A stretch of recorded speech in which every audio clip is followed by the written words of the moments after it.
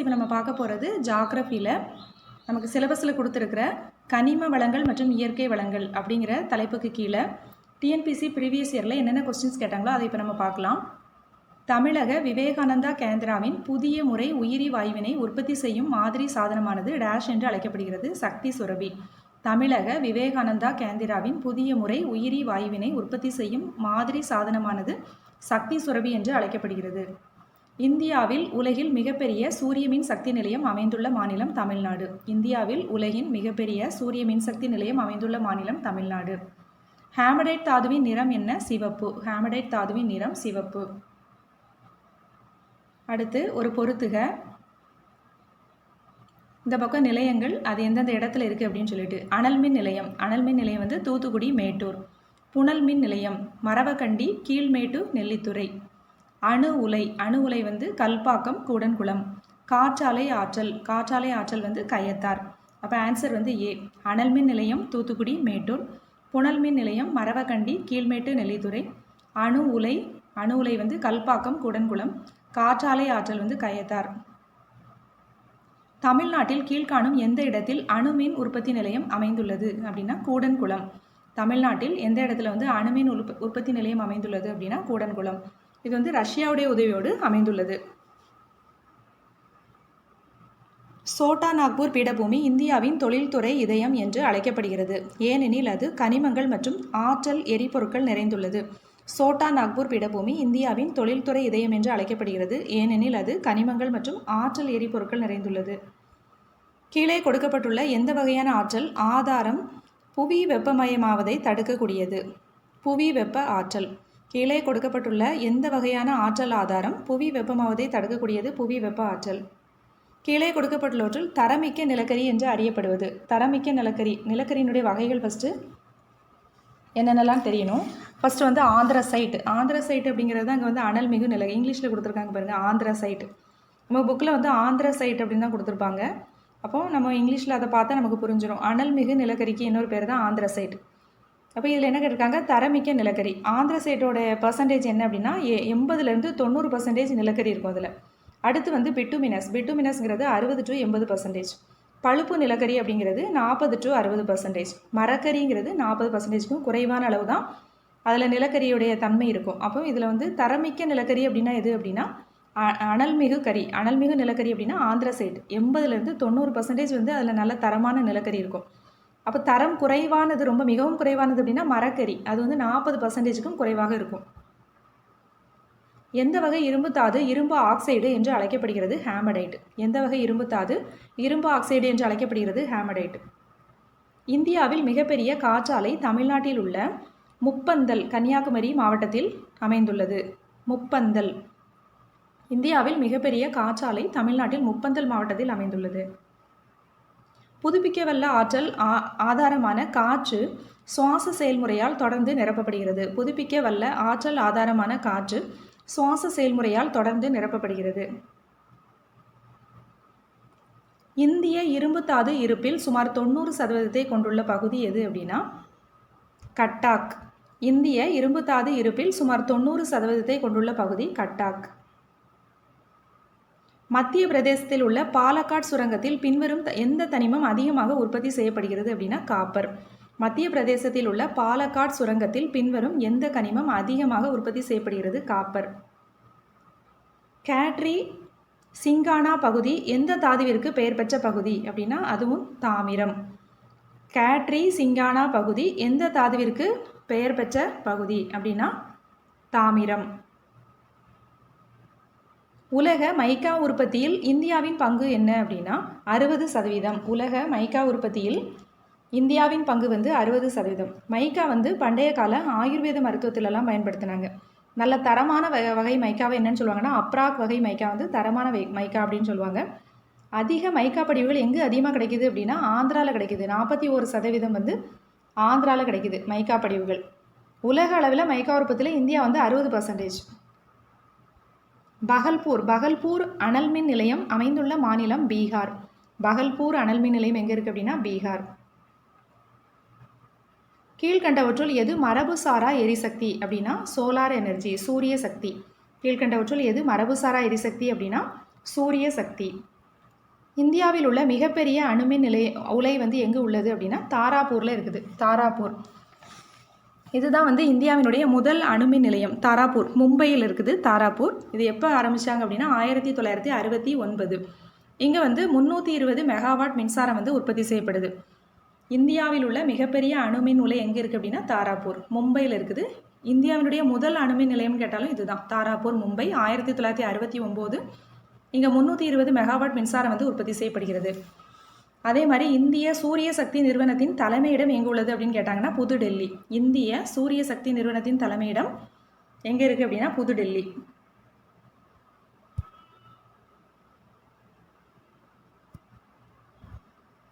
கீழ்கண்டவற்றுள் எது மரபுசாரா எரிசக்தி அப்படின்னா சூரிய சக்தி. மரபுசாரா எரிசக்தி வந்து சூரிய சக்தி. ஹேமடைட் வகை இரும்பு தாதுவில் உள்ள சுத்தமான இரும்பின் சதவீதம் 60% முதல் 70%. ஹேமடைட் வகை இரும்பு தாதுவில் உள்ள சுத்தமான இரும்பின் சதவீதம் 60 to 70%. அதான் பார்க்குறோம். இரும்பு தாது பார்த்தோம்னா மேக்னடைட், ஹேமடைட், கோதைட், லெமனைட், சிடரைட் அப்படிங்கிற வேறு வேறு பெயர்களில் படிவுகள் காணப்படுது. இல்லை மேக்னடைட் அப்படிங்கிறது பர்சன்டேஜ் இரும்பு பர்சன்டேஜ் எவ்வளோ இருக்குது அப்படின்னா 72.4%. இப்போ நமக்கு என்ன கேட்டிருக்காங்க, ஹேமடைட் கேட்டிருக்காங்க. மேக்னடைட் தான் வந்து அதிகமான இரும்பு வந்து நல்ல இரும்பு அப்படிங்கிறது மேக்னடைட் தான் 72.4%. ஹேமடைட்டுங்கிறது 69.9%. அதான் நம்ம வந்து 50 to 60 to 70% சொல்லியிருக்கோம். 69.9 அதனால் 60 to 70% சொல்லியிருக்கோம்.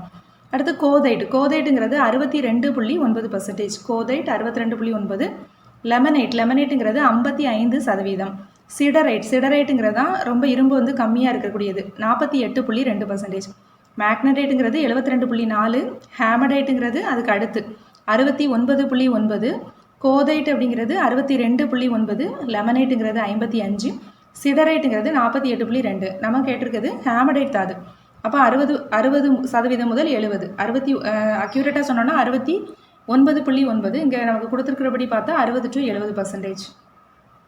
எண்ணெய், இயற்கை வாயு, நிலக்கரி முதலியன படிம எரிபொருளுக்கு உதாரணம். எண்ணெய், இயற்கை வாயு, நிலக்கரிங்கிறது படிம எரிபொருளுக்கு உதாரணமாகும். புதுப்பிக்க இயலாத வளங்கள் அப்படிங்கிறது தான் வந்து என்னென்னா நம்ம படிம எரிபொருள் சொல்லுவோம். புதுப்பிக்க இயலாத வளங்கள் என்பவை இயற்கையாக மீண்டும் என்ன பண்ண முடியாது, அந்த வளங்களை வந்து நம்ம எடுத்துட்டோம் அப்படின்னா மீண்டும் அதை புதுப்பிக்க இயலாது. அதாவது நிலக்கரி, பெட்ரோலியம், இயற்கை வாயு அதெல்லாம் நம்ம தோண்டி எடுக்கும்போது அந்த வளங்கள் குறைஞ்சிட்டே தான் வரும். அதை மறுபடியும் நம்ம என்ன பண்ண முடியாது, புதுப்பிக்க முடியாது. இது காற்றாற்றல், சூரிய சக்திங்கிறது என்ன ஆகும்னா அது மீண்டும் மீண்டும் மீண்டும் நமக்கு கிடைச்சிட்டே இருக்கும். ஆனால் அது வந்து புதுப்பிக்கக்கூடிய ஆற்றல் வளம். புதுப்பிக்க இயலாத ஆற்றல் வளம் அப்படிங்கிறது நம்ம எடுக்க குறைஞ்சிட்டே இருக்கக்கூடியதான் புதுப்பிக்க இயலாது. எடுத்துக்காட்டு வந்து நிலக்கரி, பெட்ரோலியம், இயற்கை வாயு, இரும்பு, தாமிரம், பாக்சைட், தங்கம், வெள்ளி மற்றும் இதெல்லாமே என்னன்னா புதுப்பிக்க இயலாத வளங்கள். கீழ்கண்டவற்றுள் எது விஜயநகர் இரும்பு எஃகு ஆலையுடன் பொருந்தாது? இது எங்கே இருக்குது அப்படின்னா கர்நாடகாவில் இருக்குது. கர்நாடகாவின் பெல்லாரி மாவட்டத்தில் அமைந்துள்ளது. இது கரெக்டு.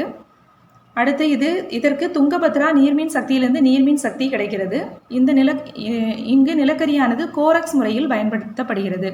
இந்த மூணுமே வந்து கரெக்டு. எது பொருந்தாது அப்படின்னா இதற்கு ஜாரியாவிலிருந்து நிலக்கரி பெறுகிறதுன்னு சொல்லியிருக்காங்க. இது தவறு.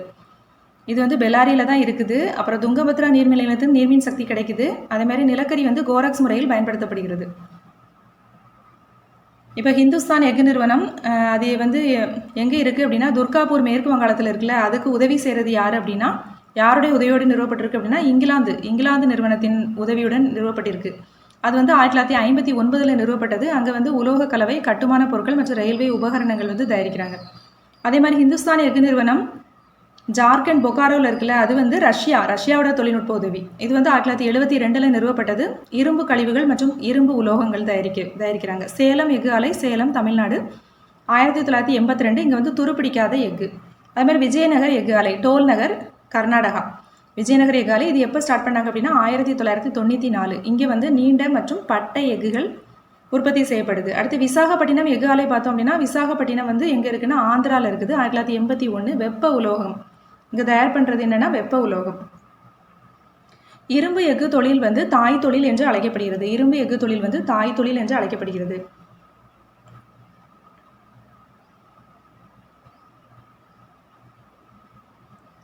பாபா புதான் மலைகளில் சுரங்கத்திற்கு பிரபலமான பின்வரும் தாது எது அப்படின்னா இரும்பு. பாபா புதான் மலைகளில் சுரங்கத்திற்கு பிரபலமான பின்வரும் தாது எது அப்படின்னா இரும்பு.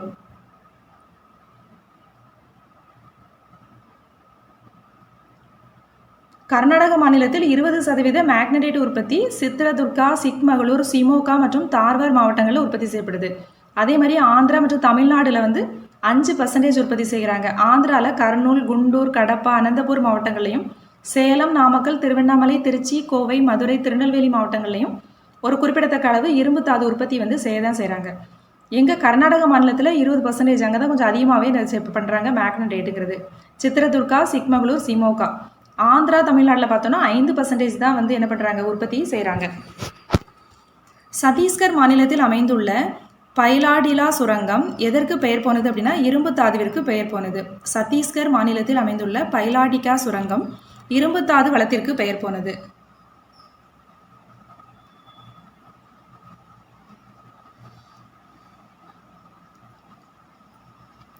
பின்வருவனவற்றுள் எது வந்து தவறாக பொருத்தப்பட்டுள்ளது அப்படின்னு கொடுத்துருக்காங்க. ஹசார்பாக் அப்படின்னா மைக்கா, ஹசார்பாக் மைக்கா. ஜடுகுடானா யுரேனியம். அடுத்து ஹாட்டிங்கிறது தங்கம். ஜாவருக்கு வந்து தாமிரம் கொடுத்துருக்காங்க. அதுக்கு வந்து ஜாவர் அப்படிங்கிறது என்ன வரும் அப்படின்னா துத்தநாகம் அப்படின்னு வரும், அதாவது சிங்க். இங்கே ஆன்சர் என்ன கொடுத்தது, ஜாவர்னா தாமிரம் கொடுத்துருக்காங்க, அது வந்து தவறு. பின்வருவனவற்றுள் எது தவறாக பொருத்தப்பட்டுள்ளது. ஹசார்பாக் அப்படின்னா மைக்கா. ஜடுகுடா யுரேனியம். ஹாட்டி வந்து எங்கே இருக்குது, ஹாட்டி தங்கவயல் வந்து தங்கம். ஜாவர் அப்படிங்கிறது அங்கே என்ன இது பண்ணுறாங்க அப்படின்னா ஜிங்க், துத்தநாகம், ஆனால் தாமிரம் கொடுத்துருக்காங்க. அப்போ ஆன்சர் டி. இந்தியாவில் இயற்கையாக அதிக அளவில் கிடைக்கும் வணிகம் சார்ந்த எரிபொருள் எதுனா நிலக்கரி தான். இந்தியாவில் இயற்கையாக அதிக அளவில் கிடைக்கும் வணிகம் சார்ந்த எரிபொருள் நிலக்கரி. கீழே கொடுக்கப்பட்டுள்ளவற்றில் தரமிக்க நிலக்கரி என்று அறியப்படுவது ஏற்கனவே பார்த்தோம்ல ஆந்திரசைட். 80% 90% வந்து அதில் வந்து நிலக்கரியினுடைய தன்மை இருக்குது, அதனால் அதுதான் வந்து தரமிக்க நிலக்கரி.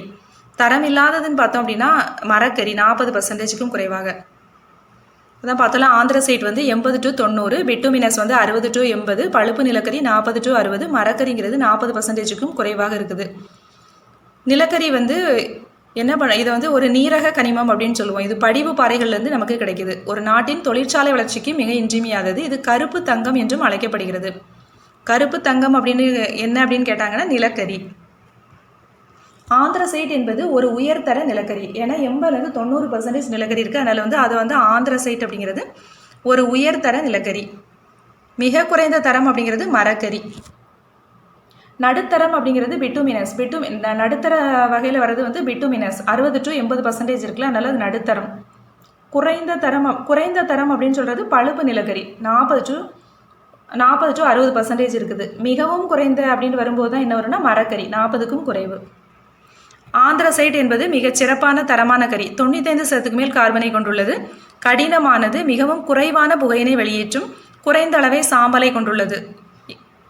எனினும் இதன் இருப்புகள் வந்து குறைவாகத்தான் இருக்குது. இதனுடைய இருப்பு வந்து குறைவாகத்தான் இருக்குது. இந்தியாவில் அதிக பழுப்பு நிலக்கரி படிவுகள் உள்ள மாநிலம் தமிழ்நாடு.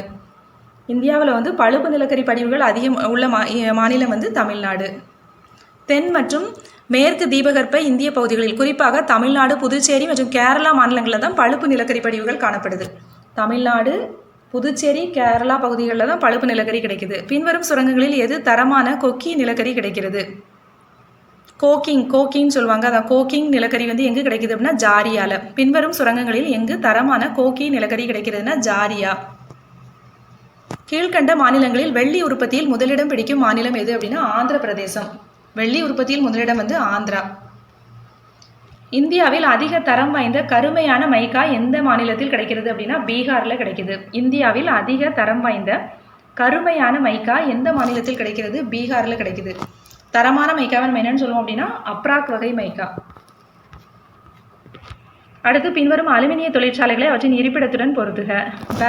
பேல்கோ எங்கே இருக்குன்னா கோர்பா. பேல்கோங்கிறது கோர்பா. ஹிண்டால்கோ அப்படிங்கிறது ரேணுகூட். மேல்கோங்கிறது மேட்டூர். நால்கோ அப்படிங்கிறது கோராபூட். ஆன்சர் வந்து 2, 4, 1, 3. பேல்கோங்கிறது கோர்பா. ஹிண்டால்கோங்கிறது ரேணுகூட். மேல்கோ அப்படிங்கிறது மேட்டூர்.